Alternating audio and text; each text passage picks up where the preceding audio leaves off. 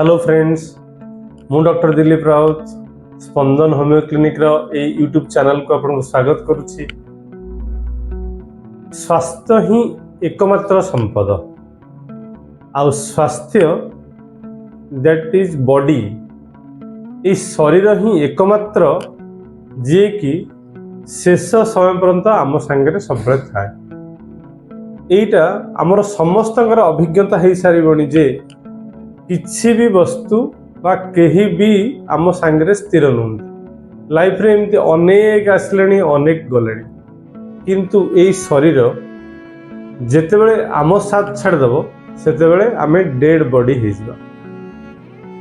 तेणु शरीर जत्न आमर गोटे मुख्य आवश्यकता, किंतु दुखर विषय जे आमे जनरली ये शरीर उपर ध्यान दियंती तार केयर पे चिंतित नुह। तार कारण सी आम पाखे सब बेले अच्छी एवं केबे हमको फील भी करे देनी तार प्रेजेंस टाक। जेमिति जड़े बेस्ट फ्रेंड जेपर्यंत 24 घंटा आम सांगे प्रेजेंट अच्छी बोध हुए आमे तार भैल्यूटा को बा से सांगर भैल्यूटा को आमे एते बुझी पारुना, किंतु जेतेबेले सी आमको छाड़ी चली जाती बा किसी समय पर भी आम ठार दूरे जाती से आमे तंकर जो आब्सेंस को बहुत फील करि पारू। तेणु प्राय समस्ते बा बहुत लोक ये जो हेल्थ प्रति इतने सजग नुहति, जागृत नुहति बा सचेतन नुहति, से तार केयर एते नियंती नाही।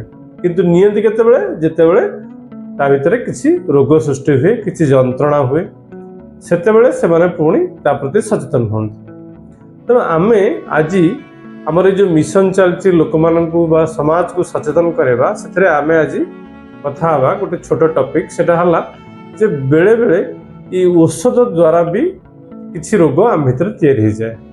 औषध द्वारा केमी तैयारी हुए ना धरत आम गोटे डिजीज है रोगटे है कष्टटे होउछि आमे कौन कले निजे निजर जति बुद्धि अच्छी से बुद्धि खटेले एवं आमे जति जानी किसी गोटे मेडिसिन आमे जाइकी फार्मासी से मेडिसिन नहीं आसिले निज निज डिसीजन रे किंबा जो फार्मासी भाई आमर अच्छा पाखरु मेडिसिन नहीं आसिले।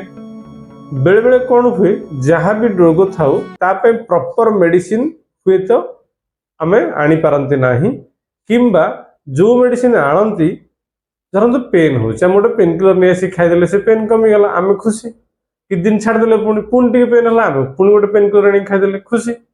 तो यही प्रकार कौन हुए रोगटा भितर भितर सप्रेस हुए, किंबा जो मेडिसिन टी आम आनी खाइले सेटा से रोग पाई प्रॉपर मेडिसिन नुहे, तेणु भूल औषध खाइले। तेणु यही जो भूल औषध बा प्रॉपर डोज न हवा जो धीरे धीरे क्या ड्रग मेडिसिन गोटे ड्रग जति गोटे रोग को भल कर पारुछि तार भी एडवर्स इफेक्ट रे से किसी शरीर क्षति भी करदब। तेणु आमको जना थिबा दरकार जे को ड्रगटा को डिजीज रे केते परिमाण में व्यवहार करियार अछि।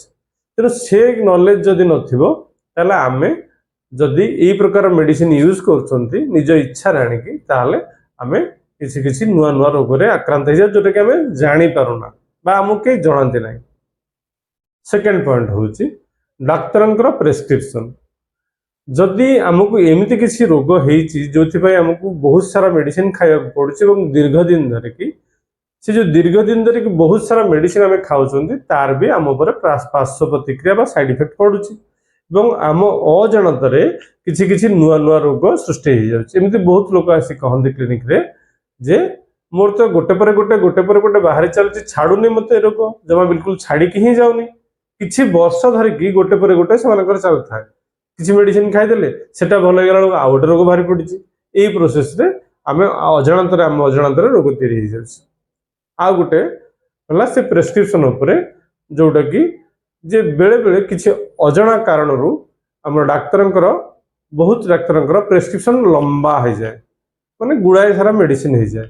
तेणु से गुड़ाए सारा मेडिसिन की जदि आम किसी दिन धरिकी रेगुलारली कंटिन्यू कले बेले बेले ता भीतर गोटे दिटा कि भाबुछि किसी अवश्य एत आवश्यकता न थाए।